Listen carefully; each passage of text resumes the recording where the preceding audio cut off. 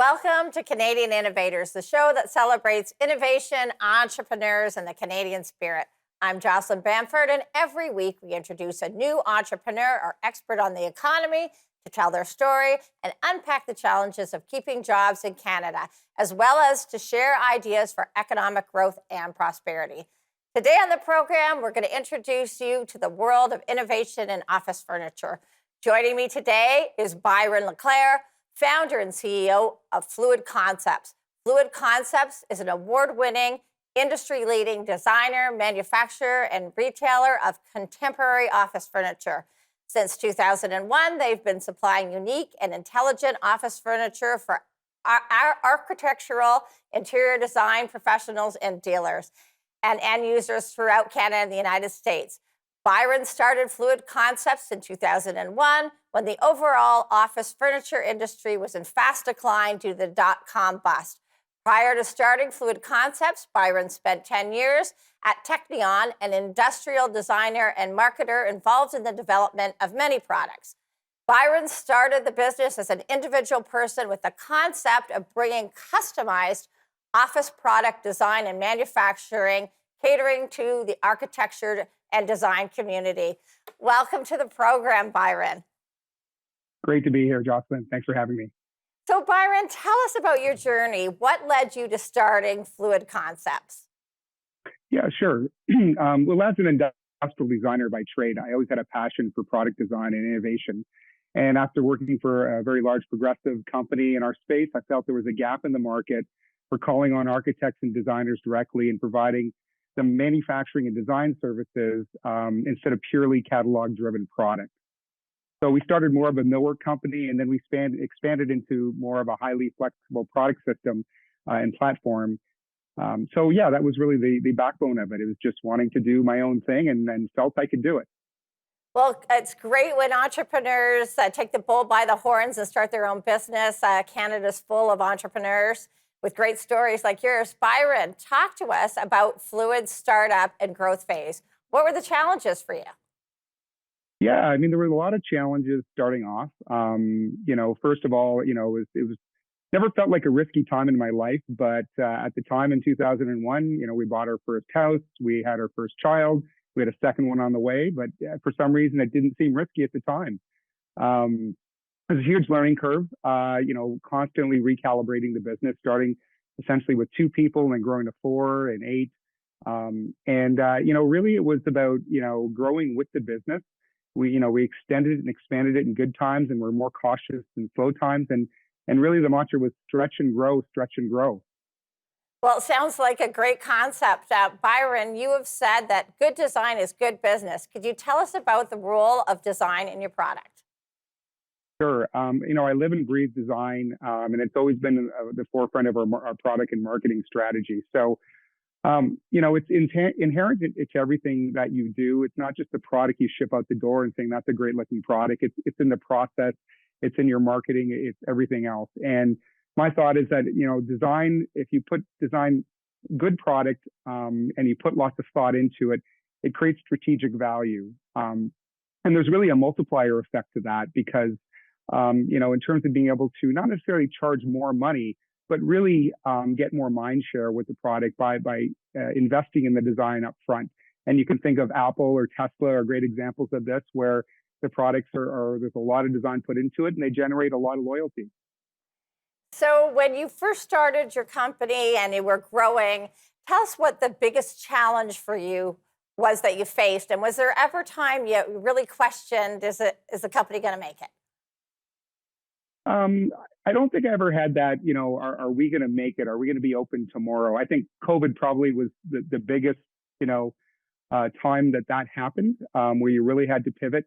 But no, there was really no time because I always designed a business where I felt it was flexible, where, we weren't stretched too far. We had a plan, but if things changed, maybe the economy was not as strong as we wanted to be, we lost that project we were bidding on. It wasn't, a huge factor thinking back.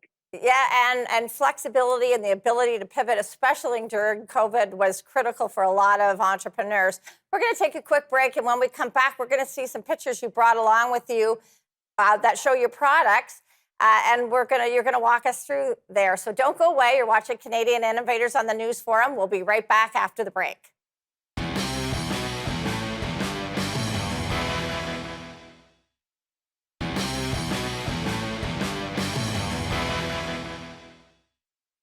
We're back. I'm talking with Byron LeClair, founder and CEO of FluidConcepts, and we're talking about the birth of his business. Byron, you brought on some pictures with us, with you. Tell us what we're seeing here, and describe what your business does. Sure. This is really just a shot of our factory in Concord. So we essentially manufacture about 90% of what we ship out the door. So this is a CNC machine. We've got 4 CNC machines that we run for drilling various types of boards and laminate. And we also use a lot of extrusions, aluminum extrusions in our process, and have designed, probably 22 different profiles that go into our product line. So these are examples of different types of product solutions. So we're very solution focused.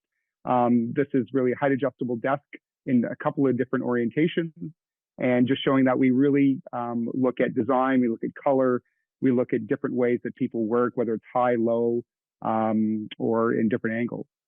And the last one is really, I'll talk about it in a bit, but really how we support the environment, where we plant 1 tree for every workspace we ship. Great stuff, Byron. And what is so exciting is in a manufacturing area where, in an industry where a lot of product is coming from offshore, you're actually making things in Canada, and that makes all the difference. And really, you see the interdependence, the spoken wheel of being a manufacturer here in Canada, where you're not only building product, but you're also supporting the supply chain that comes into that product. So it's amazing to see. Now, in what I can only imagine is a very competitive market, how do you differentiate yourself from all the other office furniture manufacturers in this market space? Sure, great question. I think the service part of it is really, as a smaller manufacturer in the space, our design and engineering services and the value adds that we build into the upfront process of working with a dealer or an end client or architect designer are really the difference. So the planning, the visuals, the renderings, we are a very visual industry, a very design focused industry. So picture's not only worth 1,000 words, it's worth 10,000 words in what we do. So showing an end user what their space will look like and how we can help them transform their space for their staff, their clients, is really where we're differentiated. Well, it's great stuff, and the pictures do create 1,000 words. So let's discuss Ontario manufacturing. Your thoughts on why we need to be promoting and investing in Ontario. Yeah, I'm absolutely pro-Ontario, pro-Canadian manufacturing, and we need to support our local businesses, because it's not just us, it's everybody else that supports with us. And we're a diverse group, not just with our staff, but with all our suppliers. And we have lots of different cultures and viewpoints, which gives us a broad perspective. Ontario has a wealth of knowledge and skill. We're going to be welcoming over 500,000 new immigrants this year, and the next year and the year after that. And we need to provide jobs, and we have the personnel, we have the people. It's just, how do we put the programs in to grow and gain efficiency? Ontario and Canada, we're 22nd in the world when it comes to productivity, and we should be there. We've been losing ground, and we need to figure out how we can gain that ground back. Absolutely. We need to bring back our manufacturing and make sure they're well supported. I'm hearing from manufacturers that I talk to every day that they're having challenges with supply chain and getting different parts and pieces. Are you finding that? What are you seeing out in the market space? Yeah, the supply chain has certainly leveled off from the problems we had through COVID and just afterwards. So we're not seeing, we see blips of supply chain problems right now, but it's much better than it was, 6 months ago to a year ago. So they're blips that happen occasionally, and they're getting better every week. So that's promising. That's great. So talk to us about 2023. What do you see as your top goals for 2023 for your business? 2023 is, it's a funny year. Some people are calling for a recession, some are not. I put that all behind me and say, this is our plan. Yeah, they may not happen as fast as I think, or they may happen faster. So our growth goal is really, it's not where we're looking to grow 50% this year or even 25%. It is about growing profitably, or if we're not growing, how are we still relevant and profitable? So we are still launching new products. We are still going to new markets. We're still expanding, everywhere where we thought. It's just a little slower than it was. So we need to go to break. We'll be right back on Canadian Innovators. Don't go away. We're going to hear more about Byron's business and what we're seeing for 2023.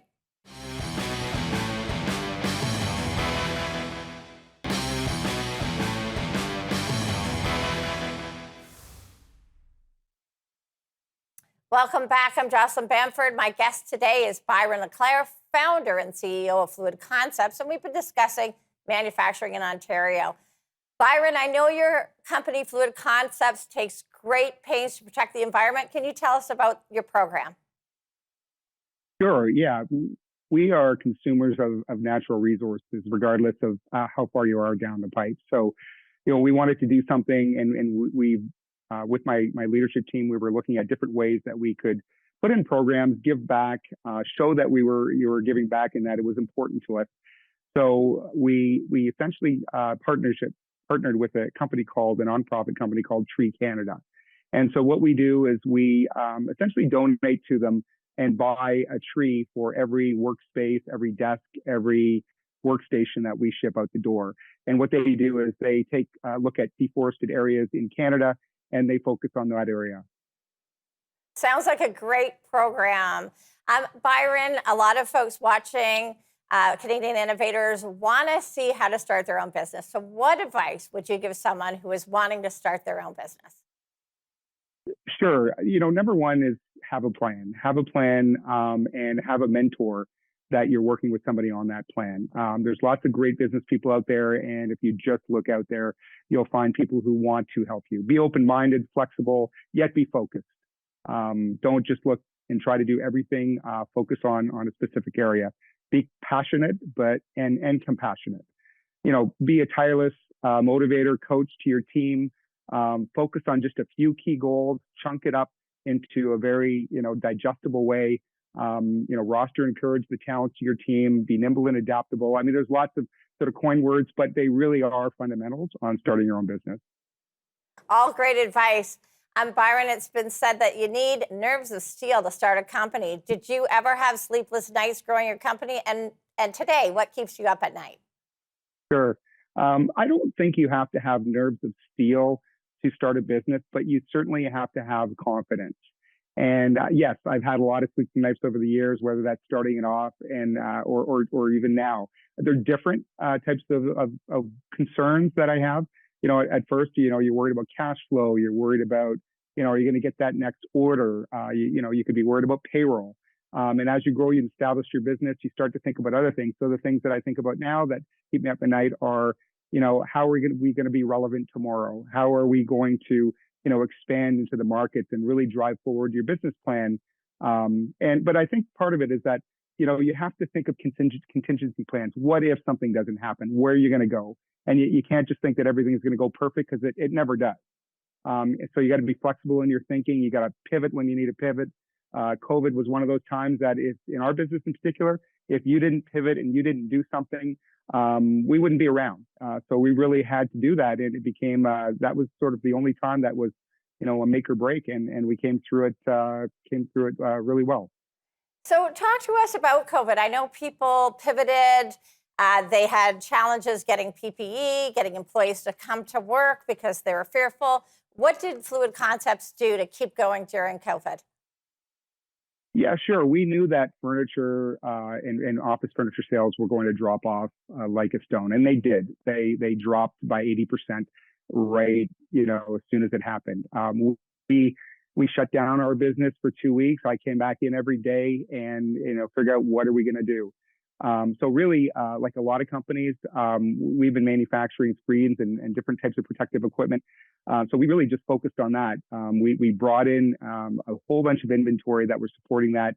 and we went in with our network of North American sales reps, and we went out there and we grew our business by 60% that year, which was unfounded. We were just trying to just hold to, and we did extremely well. Things are back to normal now, or we're almost at pre-pandemic levels, which is great. But it was one of those things. You look back, and it was a scramble. But you had to scramble, and you had to do it. So inflation rates is something that's impacting a lot of folks. How do you see that? We just got about 30 seconds left, impacting your business going into 2023. For sure, it's keeping up with price increases to match inflation, and we saw a hit with inflation right away, where our margins got hit really badly. But we had to, do price increases and just match and match and match. Everybody else was doing it, so it wasn't a question. It's going to continue to be the case, but we're going to try to hold our own in order to provide a little bit of a price advantage out there, at least for the short term. Well, all good stuff. We need to take a break. Don't go away. You're watching Canadian Innovators on the News Forum Network. More when we return.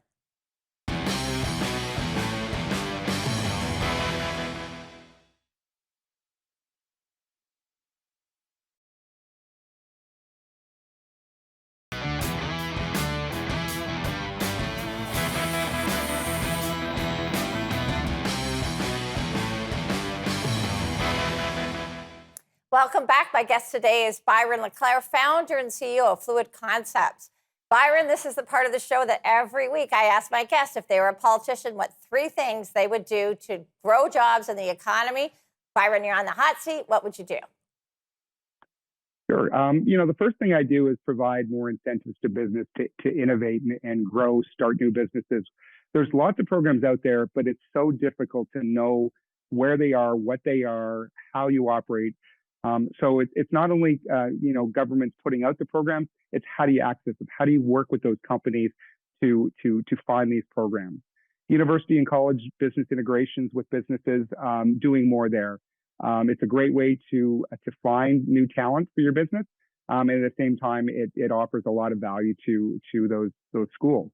Co-op business support. How do you get companies and people in education working in your business? So, we've hired a lot of people who've worked here before for summer jobs, and they flow right into the business. So it's a great way to trial that. So I guess the biggest thing is the consulting services. How can the government be more consultative in helping businesses to access programs to grow the businesses? Just solid fundamentals would help. Yeah, and we've been asking the government on both levels for a roadmap for manufacturing and a plan, and we haven't seen that, and that's something that we will continue to advocate for. Byron, can you tell me about the challenges of running a business in Canada? What's some of those big challenges that you're faced with? Right. It's every year it becomes more and more expensive to run a business, and whether that's inflation or labor costs or a small labor pool, lease rates are, especially where we are, going through the roof. And so these are the kind of things that I worry about, because it puts a lot more pressure on profitability. And profitability is not a bad word. It's how you grow your business. How do you invest in your people and your capital and grow?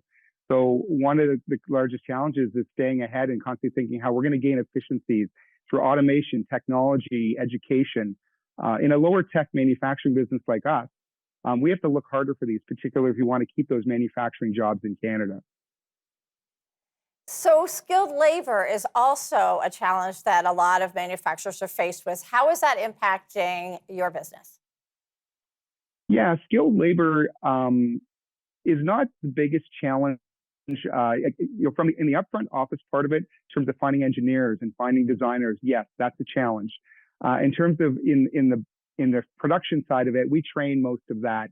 Of people learning how to work machinery, looking in terms of process and whatnot. So I'd say it's more on the engineering side has been a challenge. Yeah, and we certainly see when you look south of the border, a lot of the towns have a very integrated workforce with the colleges and university and have that steady program. And it's something that we could really emulate here in Canada.